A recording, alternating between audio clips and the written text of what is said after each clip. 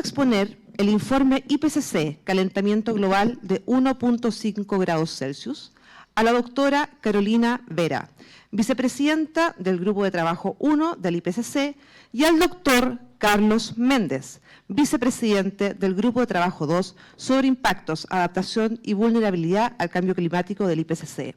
Ambos expertos ya fueron presentados en extenso anteriormente. Los invitamos a pasar. Mientras tanto, les comento que este reporte fue un pedido de la Convención Marco de Naciones Unidas al IPCC, y lo cual generó mucho debate dentro del IPCC, que aceptó hacer este informe. Este es el título más corto, ¿no? Porque el pedido era que evaluáramos si era posible lograr que el calentamiento global no superara el 1,5 grados, ¿no? En el IPCC se hizo una discusión política muy grande, porque fue política, y acá de nuevo, no estábamos hablando de algo técnico, estamos hablando de un valor de temperatura, pero que se considera que tiene, como todo el tratamiento de cambio climático, y lo estamos viendo, está atravesado por el modelo de desarrollo global, ¿no? Y entonces el IPCC aceptó esta invitación, pero decidió realizar un informe que se dio en llamar impacto del calentamiento global de 1,5 grados en el contexto de erradicación de la pobreza y el desarrollo sustentable, ¿no? Pero, ¿qué significa 1,5 grados de calentamiento? Significa, antes que nada, una diferencia de temperatura con respecto a este periodo, 1850 a 1900, y esencialmente es ese incremento de la temperatura media, tanto del aire como de la superficie del mar, menos el promedio de esos 30 años, ¿no? Porque a veces se habla y no se entiende bien qué es ese 1,5 grados. ¿Dónde estamos hoy? Este reporte confirma lo que ha colectado, esa información que está en la literatura, y que nos muestra que estamos aproximadamente en 1 grado de calentamiento, y que es consecuencia de las acciones humanas. Ahora, este calentamiento global promedio de 1,5 grados se refleja en las distintas regiones de una manera diferente, ya que lo que experimentamos realmente es la combinación de este calentamiento global forzado por el aumento de los gases de efecto invernadero debido a las actividades humanas, combinada con la variabilidad natural del clima, que en consecuencia hace que en algunas regiones un mundo de 1 grado tengan valores mayores o menores, ¿no? Pero entonces podemos decir que este calentamiento es heterogéneo espacialmente, y que generalmente es mayor sobre las zonas continentales que en las zonas oceánicas, y que ya se observan consecuencias del calentamiento en las personas, la naturaleza y en sus medios de vida. Como hizo Telma con el reporte de tierra, yo les voy a dar como los titulares, ¿no? y de conclusiones que están mucho más desarrolladas dentro de todo el reporte. ¿Hacia dónde vamos? El reporte evaluó los escenarios de las posibles trayectorias que se pueden producir en las próximas décadas hasta fines del siglo XXI, en función de las distintas niveles de emisiones de gases de efecto invernadero que representan, vamos a decir a su vez, diferentes desarrollos socioeconómicos del mundo, representan diferentes formas o opciones de mitigación al cambio climático. Entonces yo no voy a entrar en detalles en esas bandas, pero esas bandas de colores representan esos diferentes escenarios de trayectorias. Como se ve, al paso actual, que sería la extrapolación de esa liñita naranja punteada, ¿no? De cómo ha venido evolucionando la temperatura, se ve que en la mayoría de los escenarios se coincide que alcanzaríamos el 1,5 grados entre los años 2030 y 2052. Ahora, a partir de ese periodo se puede ver que hay distintos futuros en función de el celeste sería un mundo donde hemos logrado realizar reducciones importantes en las emisiones de CO2, llegando a un ¿cómo se dice en español? Emisiones netas, para el año 2040, y también con una mitigación importante de los gases que no son el CO2, que están asociados a a metano, óxido nitroso, como mencionó Telma en el reporte anterior. Esa sería la línea azul. La gris sería con emisiones netas en el 2050, y la violeta sería si realizáramos solo reducciones del CO2, pero no tuviéramos en cuenta, no realizaríamos acciones en relación a las emisiones de los otros gases. De todas maneras, entonces, uno puede ver que estas son exageradamente, ¿no?, los 3 posibles formas en que la temperatura puede evolucionar a futuro. Que no hagamos nada, ¿no?, y continuemos con esa línea lineal roja, que realicemos acciones de mitigación, pero que no impidan que pasemos el 1,5 grados y que luego tendamos a ese 1,5 grados. Y el tercer escenario es aquel que uno nunca lo sobrepase. Está claro que este tercer escenario ya podemos decir que no es realista, y estamos intentando que ocurra el segundo, ¿no? Ahora, para que el escenario del medio sea posible, entonces tenemos que realizar acciones importantes de mitigación de los gases de efecto invernadero. Eso se va a referir más Carlos, de qué acciones deberíamos hacer, porque este reporte muestra que si se reducen las emisiones, la temperatura baja. Eso se ve tanto en el panel 2 como en el 3, es decir, no es un problema físico. El problema es si realmente hay opciones para mitigar esos gases y si esas opciones son posibles de ser realizadas. Ahora, pero antes nos podemos hacer la pregunta si vale la pena hacer ese esfuerzo. Entonces, lo que el reporte hizo para contestar esa pregunta es comparar los impactos en un mundo de 1,5 grados con respecto a un mundo de 2 o más grados de calentamiento.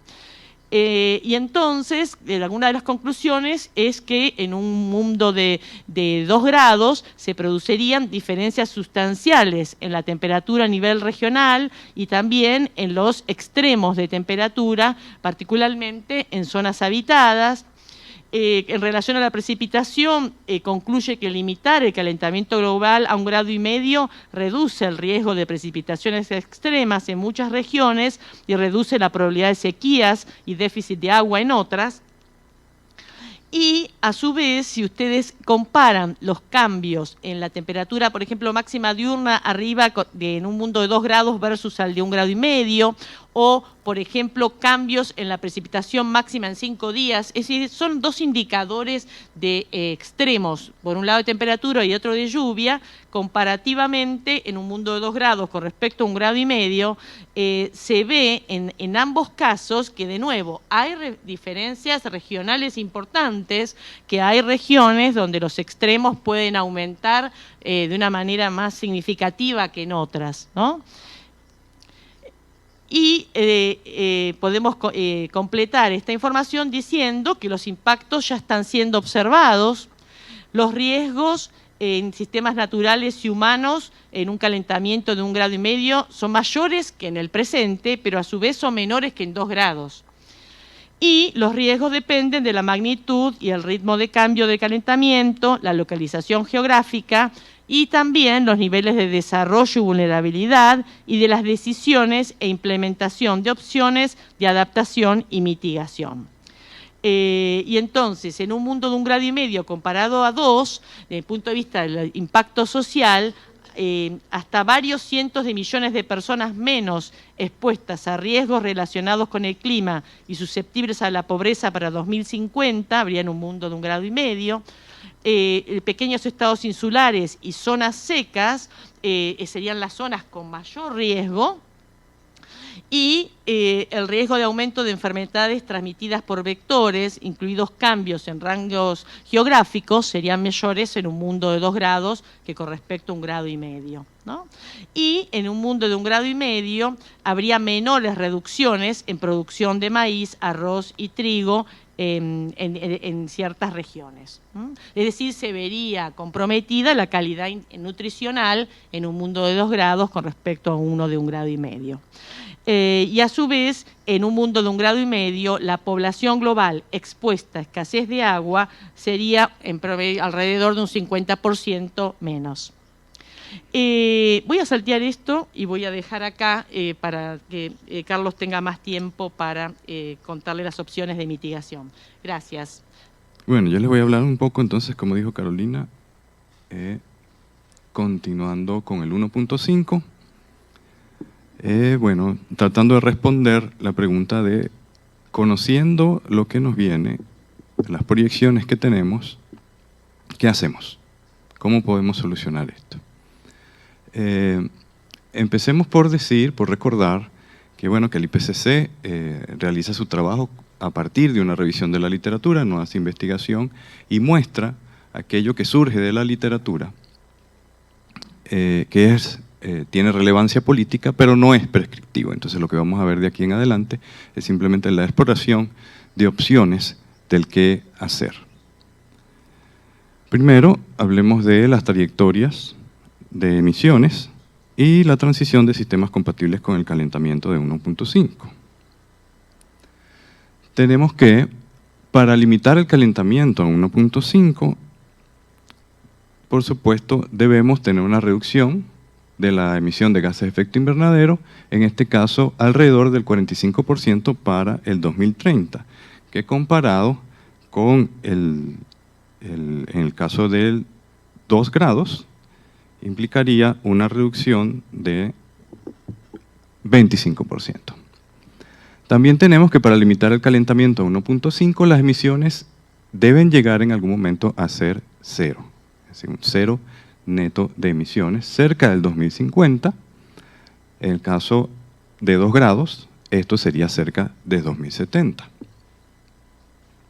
Al mismo tiempo, las reducciones de emisiones de no CO2 tendrían un impacto inmediato, un beneficio, sobre la salud.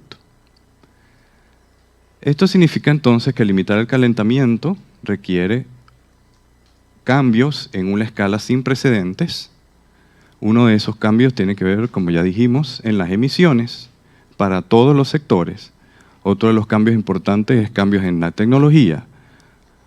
Otro de los cambios es cambios de comportamiento, especialmente hemos hablado aquí bastante sobre lo que tiene que ver con consumo.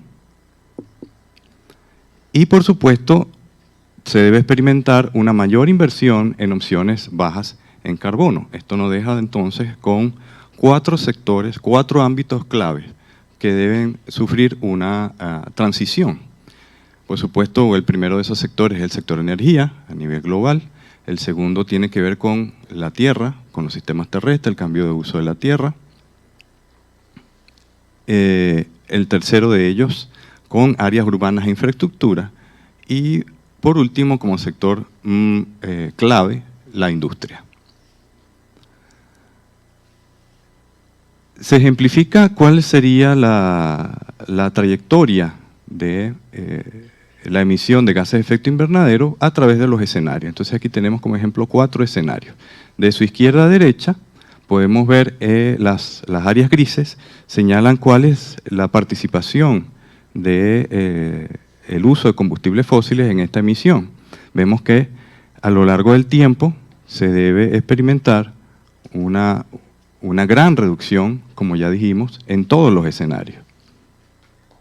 La zona naranja, las áreas naranjas que tenemos aquí se refieren al sector de agricultura y forestal. Vemos que de izquierda a derecha tenemos un gradiente en donde el sector pasa de ser de emitir a absorber las emisiones, ¿no? Y la diferencia más importante entre los escenarios es un gradiente en el uso de los BECS, es decir, la bioenergía con captura y almacenamiento de carbono, que está representado por estas áreas amarillas. Vemos como del P1 al P4 tenemos un gran aumento, una implementación considerable de lo que es la tecnología de BECS.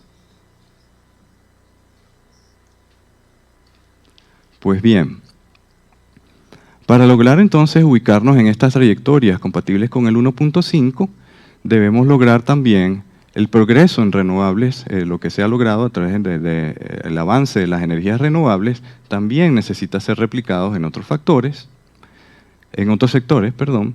Necesitamos comenzar a tomar CO2 de la atmósfera, eso significa que debemos capturar más CO2 de la atmósfera para poder alcanzar emisiones ceros o emisiones negativas, debemos tener emisiones negativas.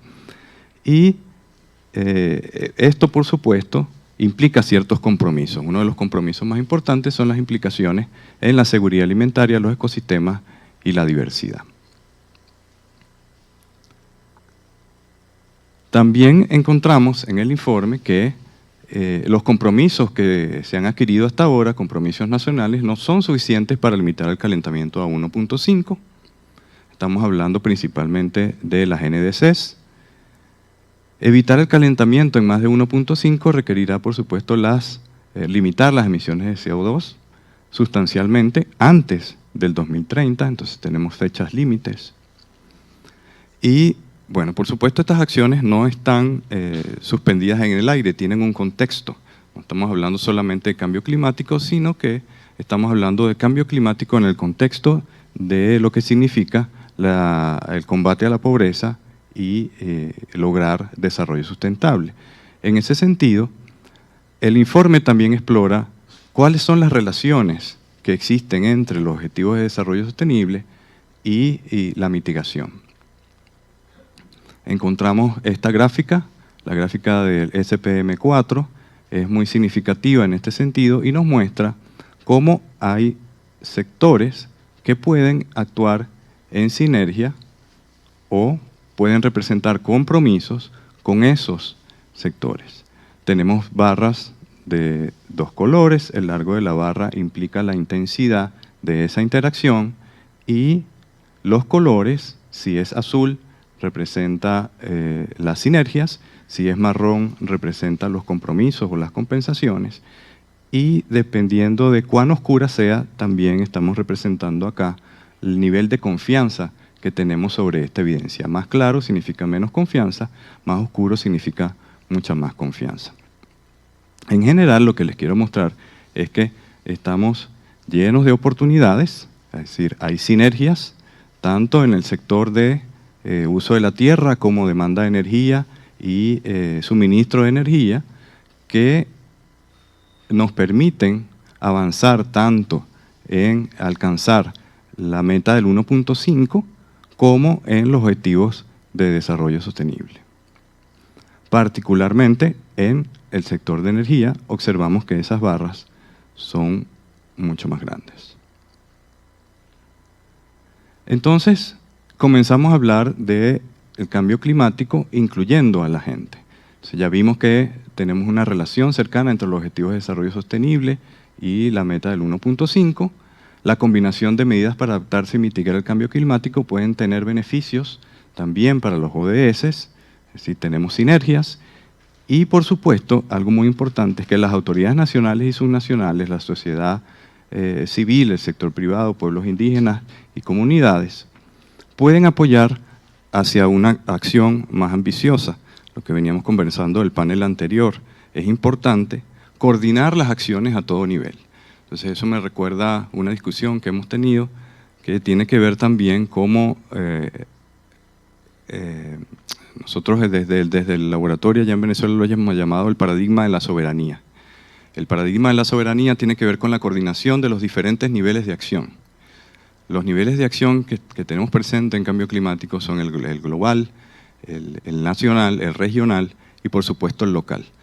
No vamos a lograr los objetivos de combatir el cambio climático si no logramos una coordinación efectiva entre todos esos niveles de acción.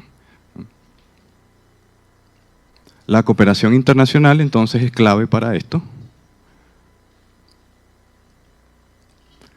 Por lo que podemos concluir entonces que, por supuesto, medio grado cuenta.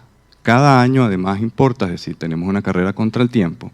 Y cada decisión, tanto a nivel local, global, regional y nacional, también cuenta. Quiero mostrarles un poco la cara del informe. Esta es la portada del informe.